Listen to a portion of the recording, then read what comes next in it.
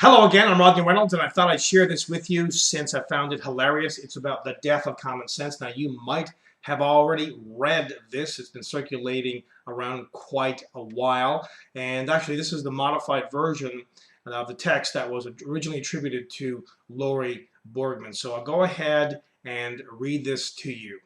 The death of common sense. Today we mourn the passing of a beloved old friend, Common Sense, who has been with us for many years. No one knows for sure how old he was, since his birth records were long ago lost in bureaucratic red tape.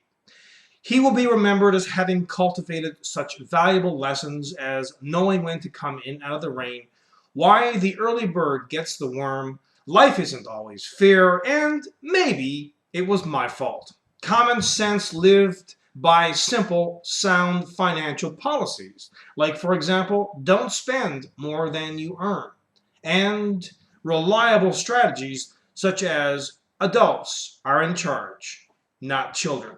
His health began to deteriorate rapidly when well-intentioned but overbearing regulations were set in place. Reports of an 8-year-old boy charged with sexual harassment for kissing a classmate, teens suspended from school for using mouthwash after lunch, and a teacher fired for reprimanding an unruly student only worsened his condition.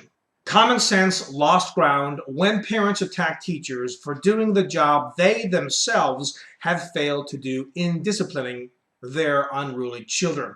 It declined even further when schools were required to get parental consent to administer sun lotion or an aspirin to a student, but could not inform parents when a student became pregnant and wanted to have an abortion.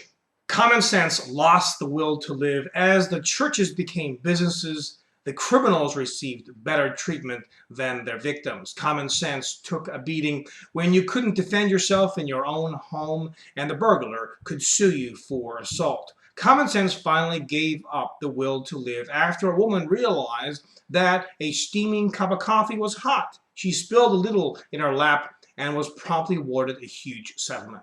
Common sense was preceded in death by his parents' truth and trust, his wife, discretion, his daughter, responsibility, and his son, reason. He is survived by his 4 stepbrothers. I know my rights. I want my rights. I want it now, and I'm a victim. Not many attended his funeral because so few realized he was gone.